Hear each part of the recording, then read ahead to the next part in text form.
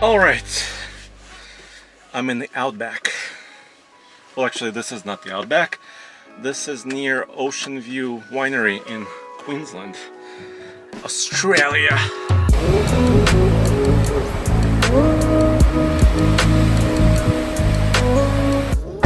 Here it is, the all-new 2020 Hyundai Venue. It's their new entry-level crossover, and in this first drive review, I'm here in Australia, and I'm gonna show you what this car is and what it's not, because some of you may be thinking that this is a Kia Soul in Hyundai clothing, but it's actually not.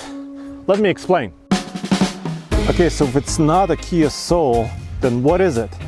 Well, the new Venue is based on their new K2 subcompact platform, which means it shares its underpinnings with the Hyundai Accent sedan. And since here in the United States we don't get the Accent hatchback anymore, this is the replacement for that car. And it's a little bit more than a hatchback because it has a crossover style, a high roof, and overall dimensions are actually smaller than a Hyundai Kona. And what the Venue is basically a front-wheel drive, tall hatchback, which I think is a good thing.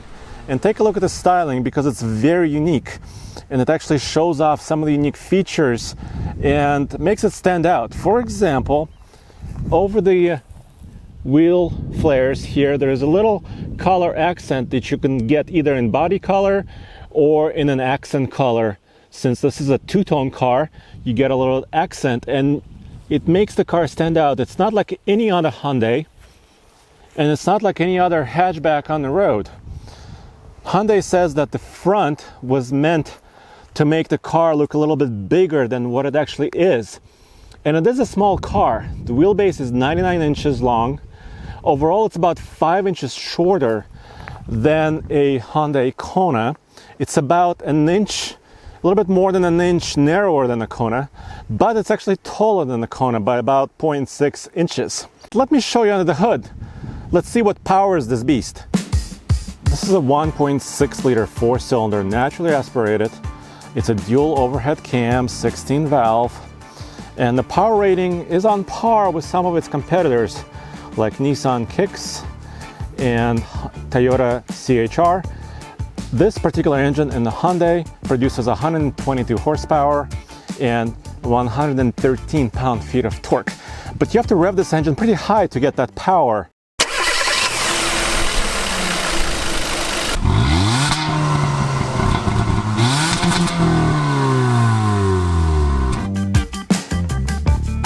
On the inside, every Venue gets an 8-inch touchscreen in the middle, very large control knobs for the HVAC system. There's a little screen here that I'll show you next. Also 2 USB ports, a 12-volt power port, and a little place to put your phone down here. And also up here, there's a little cubby hole right above the glove box where you can put some items like a cell phone. Another nice touch for certain color combinations, and we won't get every color combination you see here because some of these cars are Australian spec, but if you do get a certain color choice, you could see some exterior color as accents in the inside. For example, on the vents, and also the stitching and the piping on the seats. Here are a few tech options. Here by the driver you have the lane keep departure and warning system disabled, so you can leave it on or off. Traction control disable here, and of course you have a lot of controls on the steering wheel with the menu button, mode button, some of the menu settings, and also cruise control, and of course volume and phone controls on this side. Here in the center we have the HVAC system controls, and next center screen is actually looks like a knob, but it's not. You can't really turn it, but it shows you some of the settings. So if you want to control the temperature, it shows you the temp here, or the fan speed, and it's just kind of a display to help you with some of your climate controls. You don't have to look up here to see exactly what your temps are. For the top of the line car, you also get navigation. Of course, here it is here, and you get Hyundai BlueLink. You also have Apple CarPlay and Android Auto available on all trims.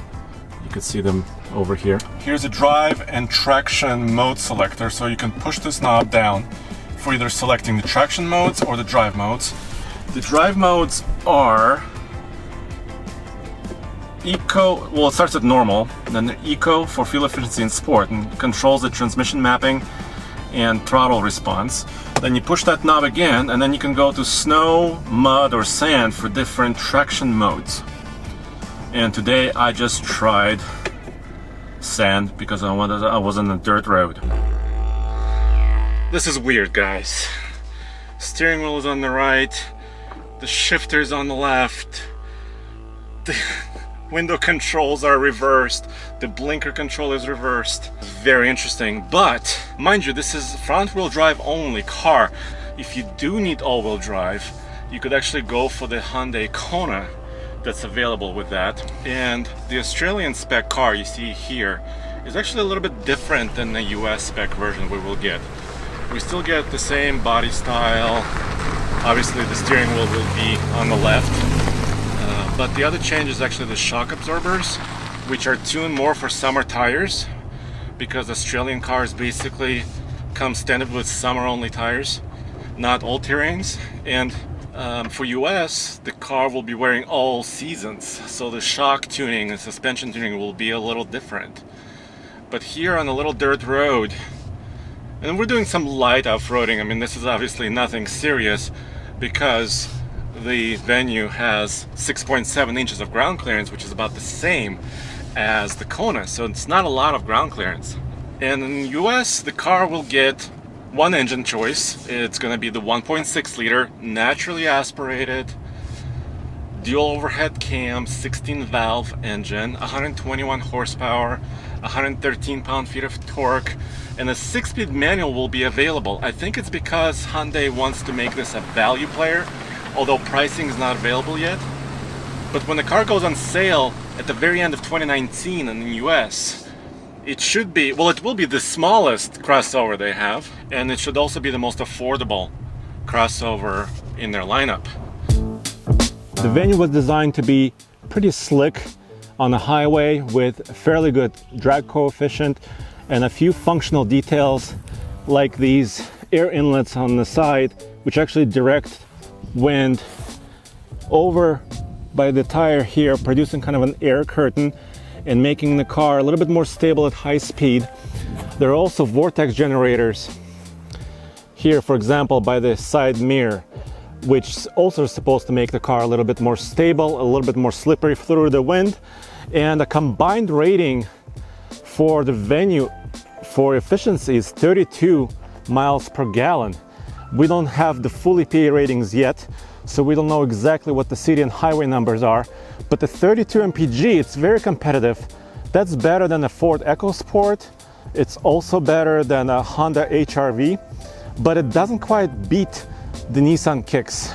Just like the Kicks though, the new Venue comes with a continuously variable transmission, but Hyundai calls it IVT, Intelligent Variable Transmission.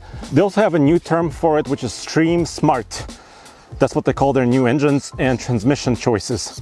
But you can also get a 6-speed manual, which is very refreshing for this car.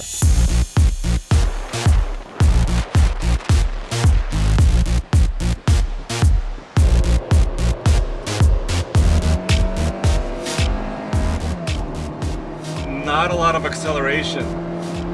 They're actually quite fun in the corner. Woohoo! Not bad for an entry-level compact.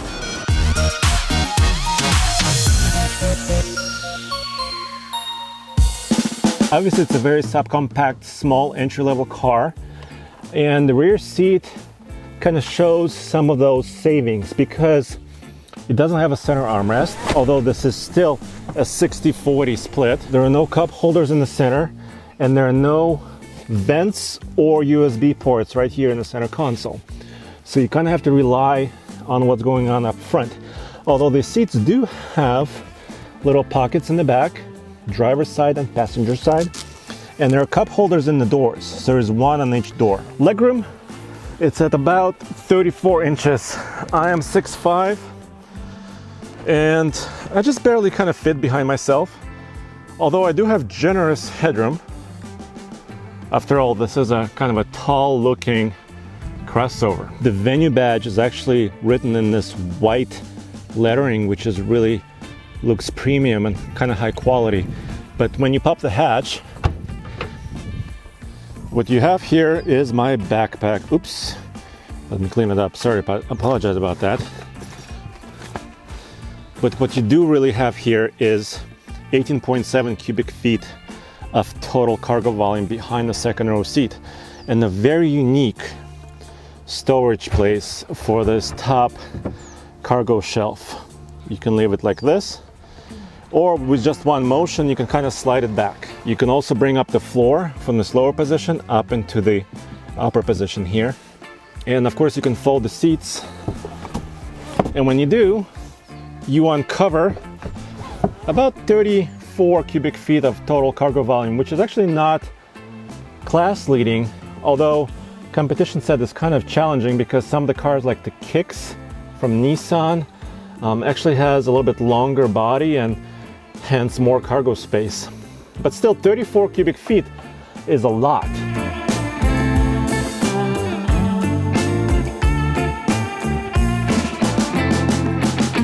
Another cool feature are these tail lights. There's sort of like a Z pattern, but it's also reflective design, which makes it pretty premium looking and also pretty visible at night. Look at that, the lines are dynamic, so when you turn, the lines move about, which is cool. And there'll be two trims, the S and SEL. And the starting price for the Venue is still to be announced. The car goes on sale at the very end of 2019 in the United States, and Hyundai just said that it's going to be very affordable. And if you look at pricing from some of the competitors, like the Nissan Kicks and the Hyundai Kona and the Kia Soul, if you want to judge the pricing based on that, it should start somewhere in the $18,000 to $17,000 range. Well, there you have it. The 2020 Venue is actually not an all-wheel drive crossover, but after this first drive, I think it's a very unique choice, and it also gives you an additional incentive to actually buy a new car if you're looking at a used car. And this is kind of what Hyundai is also saying. With a low starting price for a car like this, it's getting more attractive to actually purchase a new car with new tech like this one. And go back to TFLcar.com for news, views, and real-world car reviews.